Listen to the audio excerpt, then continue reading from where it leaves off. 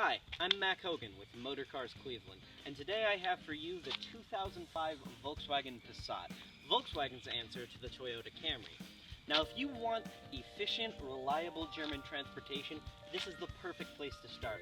It's powered, of course, by Volkswagen's workhorse 3.6-liter V6 and...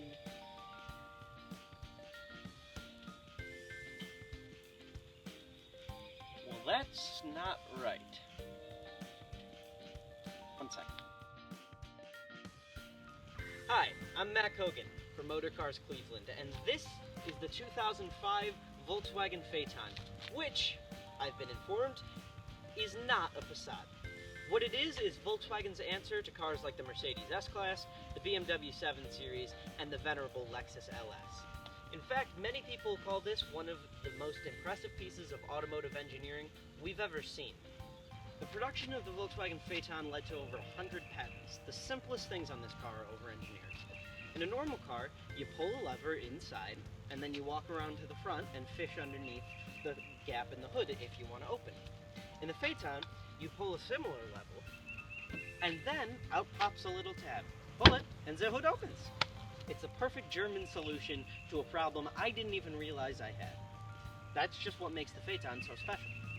Legend has it, when this car was conceived, VW boss Ferdinand Piëch pitched 10 parameters that it had to be able to satisfy. Most of the engineers in the room walked out. Nobody thought it was possible. Even the best engineers in the world were walking out of the room. Obviously, he was able to make a car that met his needs. Now, of course, these weren't all revealed to the press, and still to this day, 10 years after the project, they haven't been revealed. However, we do have two. The first is that the Volkswagen Phaeton must be able to cruise all day, 24 hours, in 122 degree heat at 186 miles per hour and keep the interior at 72 degrees. The stress that puts a car under is inconceivable, especially because the Phaeton was limited to 155 miles per hour, so no customers would ever actually do this. But it was a matter of engineering. If you could build a car that could do that, it could do anything.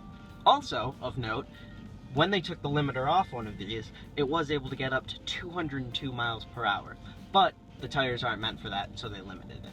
Now, the second parameter was that the car must have a torsional rigidity of 37,000 newton meters per degree, which means something. Maybe.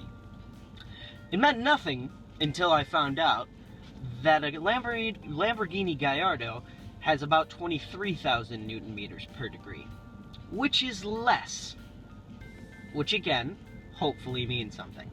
What I'm told is that torsional rigidity improves safety, ride comfort, handling, and it keeps the car feeling fresh for longer, as in it keeps that tight feeling as opposed to getting all loose and shaky.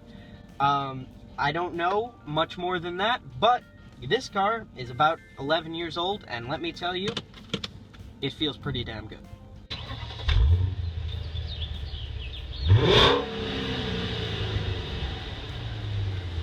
Now, Volkswagen devoted about 74 pages of online literature just to the climate control system, so I figure I should give it a minute, right? Now, there's a few really amazing things about this. First of all, the vents, like this, are just my favorite thing that has ever been put on anything. I sat there and played with them for a solid 5 minutes. But what's even more amazing about them is they enable what Volkswagen would call draftless cooling, which is basically that the car can cool itself completely without actually having to blow air on you. Sort of like a radiator.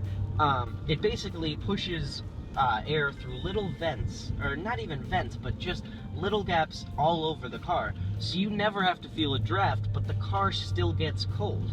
In fact, all 4 different seats can have different microclimates, so if I like my air at 68 degrees, and this person wants theirs at 80, that's completely doable.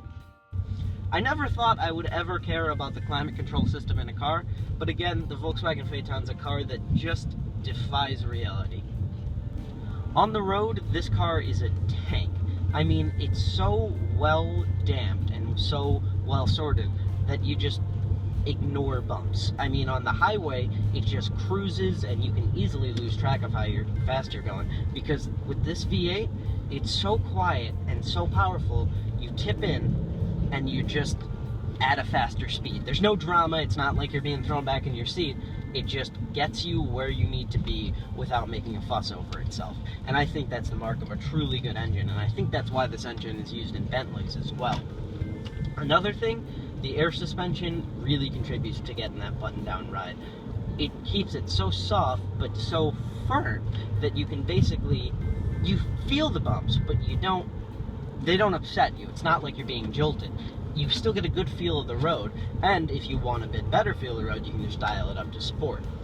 It gives you this weird confidence between the weight and the suspension, where you find yourself looking at semi-trucks and thinking, yeah, I could take them. And you know what? I think you might be able to. Of course, this car was at one point within spitting distance of $100,000, so all that's to be expected. But limited production and limited sales in the US mean that you can get a good example such as this one, with a mere 68,000 miles on it, for about $14,000. So if you want a comfortable, luxurious cruise missile to tackle miles, there's really no better option in the used market.